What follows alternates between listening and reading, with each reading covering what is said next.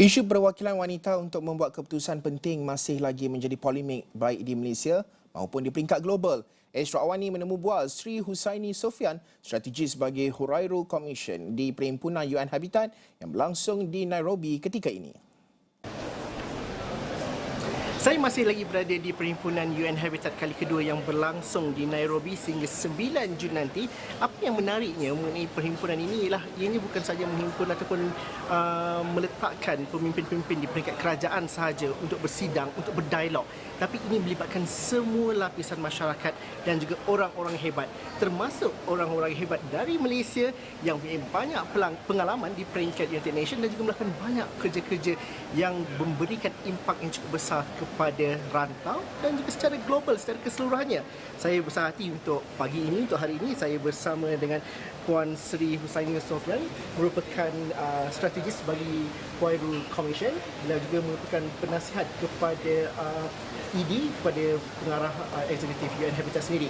Puan, kalau dapat diceritakan sikit sebanyak latar belakang dan juga Hurairu Commission, apa peranan yang dimainkan dan juga bagaimana kita melihat isu wanita adalah isu yang terpenting dalam urbanisasi, perbandaran. Peranan Hurairu Commission dan juga Puan sendiri peranannya bagaimana? Terima kasih atas peluang ni. Hurairu Commission adalah satu global organisation, ya, organisasi di peringkat antarabangsa yang ahli-ahlinya adalah grassroots women's organisation, grassroots women-led organisation yang berkecimpung di urban poor area. Kita support members of grassroots Hurairu Commission ini. Kita ada members di 45 negara, tapi malangnya kita belum ada ahli di Malaysia. Okey, itu satu perkara penting, tiada ahli di Malaysia. Belum ada ahli di Malaysia. Tapi peluang tu ada? Peluang tu ada, masih ada, sentiasa ada. Dan kita ada lebih daripada 100 ahli. Ahli bukan individu, ahli adalah organisasi. Ya, organisasi itu ada yang besar sebesar berpuluh-puluh ribu ahlinya dan ada juga yang cuma 40-50 orang ahlinya. Apa masalah kita dekat Malaysia kalau tak ada ahlinya dari Malaysia? Kerana ini adalah satu keanggotaan yang berteraskan grassroots, mereka yang berada di akar umbi. Nak dikatakan wanita-wanita Malaysia tak hebat di peringkat akar umbi, di pokok dasar ada, di akar umbi juga ramai. Tapi apa yang kurangnya? Apa sebenarnya yang kita boleh lihat kat sini? Mungkin kita tidak ada peluang lagi untuk join sebab self-organized is an organized, it's not an individual, it's an organized group. It's really at the grassroots level that sebenarnya macam umpamanya persatuan wanita. Ada beberapa persatuan wanita di Malaysia yang kita pernah berkolaborasi, tapi belum menjadi ahli. Ada dua kekangan mungkin. Mereka mungkin tidak berapa berminat lagi, dan kita juga tidak mencari sangat mereka lagi. Tapi peluang tu sentiasa ada, ya. Dan Encik Zul tadi ada bawakan kenapa kita perlunya wanita di peringkat ini. Sebenarnya wanita kita sebenarnya the forefront, di depan di segala tu. Bukan saja di rumah, di komuniti, di peringkat sebenarnya juga sepatutnya di peringkat pembuat keputusan, ya, decision making. Cuma landasan tu belum berapa kuat dan peluang kadang-kadang. Opportunity is important for women, and you have to empower women for them to know and build their capacity and open the door for them. Buka peluang tu untuk them, buka pintu untuk mereka, ya. Dan bila dah buka pintu untuk mereka, perlu kadang-kadang dipimpin. Dan sesama wanita juga perlu saling mendukung sesama sendiri. Kadang-kadang kita lihat kumpulan-kumpulan kita dan tidak lihat the big picture for women, for our community, for our family. So jadi itulah kadang-kadang kekangan ataupun apa yang tidak lihat secara meluas. Satu vision yang besar. Kita melihat kepada isu perbandaran ni ialah hal-hal mengenai perancangan bandar. Banyak diskusi kalau pasal wanita, kita akan menyebut bagaimana perbandaran itu selamat untuk wanita, boleh pergi tempat kerja dan sebagainya. Tapi apabila kita menyedari wanita adalah frontliner untuk segala-galanya, ini lebih daripada itu. Kerana kalau kita bercerita mengenai hal ekonomi, wanita juga punya kuasa paling besar sekali. Nak beli rumah juga, rujukannya perlu kepada wanita.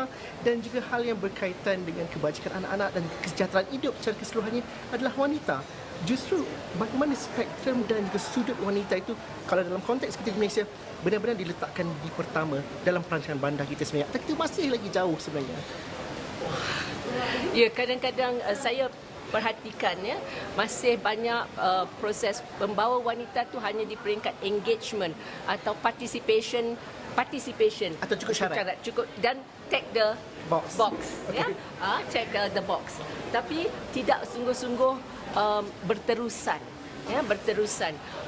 Mungkin ada yang dah mula buat, ya, ada juga kita dah dengar ya, proposal untuk mengadakan 30% wanita di council member di peringkat apa panggil council Aktiviti perbandaran. Jadi ahli majlis. Ahli majlis. Ya, ada yang dah mulakan. Dan tapi bila mereka sudah jadi ahli majlis, kita lihat apa komiti mereka. Komiti mereka adalah komiti kebajikan ke, komiti kesihatan ke. Cuba bagi mereka juga komiti finance, decision making on finance. Yang paling penting sekali yang paling penting sekali. Ya, sebenarnya kita ramai wanita yang boleh, cuma kita kadang-kadang tak boleh. Dan satu lagi saya nak sentuh, mungkin ni agak sensitif, political parties banyak kekang wanita. Kerana lelaki-lelaki tu tak tahulah kan, mungkin rasa tercabar sikit. Jadi bila kedudukan wanita melalui parti, banyak kekangan. 30% tu tidak jadi lip service saja dan tidak dibuat untuk. Tapi dalam konteks kita di Malaysia, itu realitinya. Kerana keanggotaan di PBT menjadi ahli majlis melalui juga keanggotaan dalam parti politik. Betul. Dalam konteks struktur itu, adakah itu sewajarnya dipisahkan dan perlukan reformasi yang lebih besar sebenarnya? Itu dah cerita lain, tapi itu yang perlu dihubung-kaitkan. Ya, itu satu-satu challenge untuk kita berfikiran sesama, dan macam mana kita nak lihat pembangunan untuk kita bersama. Kalau jangan rasa tercabar bila ada lebih wanita, ataupun sebab kita gunakan prinsip tiap-tiap satu gender jangan lebih daripada 30%. Apa yang tidak boleh kurang daripada 30%. Tidak boleh kurang. Jadi kalau terlalu banyak wanita pun tak boleh. Jadi kita kena sentiasa ada balance. Kena setiap gender ada kepentingan masing-masing, dan kita perlu ni gender budgeting dah pula dalam peringkat PBT, dan kita perlu itulah bukan saja tadi. Dan wanita sebenarnya bila fikir-fikir di peringkat bandar, informal sector siapa? Wanita. Informal sector dia tidak valorize, tidak direcognize betul-betul, tapi dia sebenarnya contribute kepada pembangunan ekonomi secara tidak langsung. Dan peranan wanita di rumah sebagai caregivers, kita tak value mereka. Kalau kita valuekan time, waktu mereka, itu adalah satu kontribusi besar pada pembangunan negara. Jadi dalam konteks pembangunan bandar, prasarana untuk keluarga, saya tak cakap untuk wanita, saya cakap untuk keluarga. Untuk keluarga. Kerana kesejahteraan, bila membuat sesuatu infrastruktur untuk kebaikan, orang selalu lihat untuk wanita saja, tapi sebenarnya untuk keluarga, untuk satu family yang sihat, satu society yang sihat, macam pusat penjagaan wanita, penjagaan kanak-kanak. Dan sekarang kita punya komuniti pun dah banyak yang menjadi tua. So, aging population perlukan juga care. Aging population itu nanti dalam siri yang lain saya akan jemput Puan lagi. Tapi urbanisasi di Malaysia, hampir 80% kawasan kita adalah kawasan urban dan ini bertambah lagi. Justru kalau kita bercerita mengenai kualiti hidup, kita tidak boleh mengharapkan golongan wanita sama seperti generasi mak kita dahulu yang punya banyak masa untuk anak-anak mereka.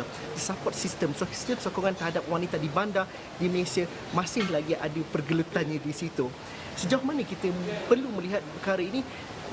Perkara ini akan berantai, tidak akan terpisah antara satu sama lain. Urbanisasi dan juga perancangan untuk kebajikan dan juga sistem sokongan wanita kita di mana? Saya rasa banyak sekarang PBT kita dah mula membuat perancangan safety untuk women dan juga gender budgeting. Saya rasa perlu ada visi besar. Visi besar tu dalam dan tidak boleh jadi di peringkat PBT tapi dalam kita punya 5-year planning. So the planning perancangan di peringkat negara untuk dasar perbandaran perlu perlu ada wanita di situ dan dia buat perancangan tu mengikuti perkembangan implementasi program-program resources yang disalurkan untuk ada yang khas untuk wanita dan ada yang untuk kesemua tapi impaknya kepada wanita dan keluarga lebih banyak. Saya rasa itu salah satu daripada challenge kita dan juga opportunity untuk kita. Saya tak kata challenge saja, saya kata opportunity. Kita nak peluang untuk kita menjadi satu negara yang dilihat sebagai betul-betul memperkasakan wanita. Bila kita perkasakan wanita, kita perkasakan seluruh penduduk kita. Dan di peringkat bandar, transportation, servis-servis untuk yang memudahkan perempuan dan keluarga mereka perlu ditingkatkan, perlu dipermudahkan. Permudahkan maksudnya kurangkan birokrasi. Ya, kurangkan birokrasi. Dan bila buat statistik dan semua mesti ada buat perangkaan, mesti ada seks disaggregation, ya, pengkhususan antara perempuan dan lelaki, dan di setiap peringkat tu ada keperluan lain-lain. Jadi perempuan saja, daripada kita kena bagikan perempuan, struktur umur, struktur kerjaya, tempat tinggal di mana dan sebagainya. Lain daripada itu lain keperluan mereka.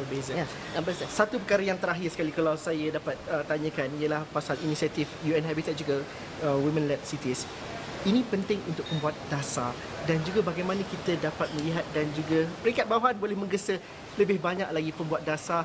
Bukan saja pembuat dasar, pembuat keputusan di peringkat perbandaran adalah wanita. Itu yang kita sebut tadi. Bagaimana kita nak gesa bahawa ini isu penting yang kita kena gerakkan untuk kuatkan lagi riuhkan lagi perkara ini. Ya, saya rasa kita perlu mulakan daripada akar umbi, grassroots, latih dan berikan peluang kepada wanita, umpamanya daripada persatuan resident association, berapa kerat wanita di situ, dan kampung ada tapi banyak lagi perlu ada. Ya, dan di peringkat ahli majlis. Dan juga bukan saja bila kata women-led cities, bukan saja di peringkat PBT, ya, tapi kita lihat juga daripada business sector. Bila business sector tu ada tak gender vision, ada tak women empowerment vision? Sebab kita kena ada satu bandar tidak akan bergerak dengan bagus hanya jumpa pihak kerajaan tempatan saja yang ke depan. Tapi pihak kerajaan tempatan memudahkan dengan dasar-dasar dan memberi dukungan dan empowerment kepada golongan-golongan lain juga untuk sama-sama berkembang ke depan. Saya rasa itulah sikit-sikit macam itulah yang kita boleh buat. Jadi women-led cities ni memang perempuan di peringkat pembuat keputusan, dan pembuat keputusan itu di berbagai lapangan, because bila kita cakap pembandaran tu berapa kerat orang perempuan di jawatan kuasa transportation? Saya nak tanya. Okey. Ya? Itu pertanyaan tu saya tinggalkan untuk Ya. kita jawab ataupun kita cari solusi di masa akan datang. Tapi saya seronok berada di UN Habitat ini kerana yang pastinya bukan sahaja kita bersama dengan masyarakat global di seluruh dunia, tapi orang-orang kita ataupun wanita-wanita kita tidak kurang hebatnya berada di sini, dan kepakaran dan pengalaman itulah kita ambil dan kita bawakan kepada anda. Terus dari kami dari Nairobi ini, terima kasih kepada Emirates kerana memungkinkan dan juga memberikan kerjasama kepada kami untuk membawakan liputan ini kepada anda. Terus saja bersama rakan-rakan di studio.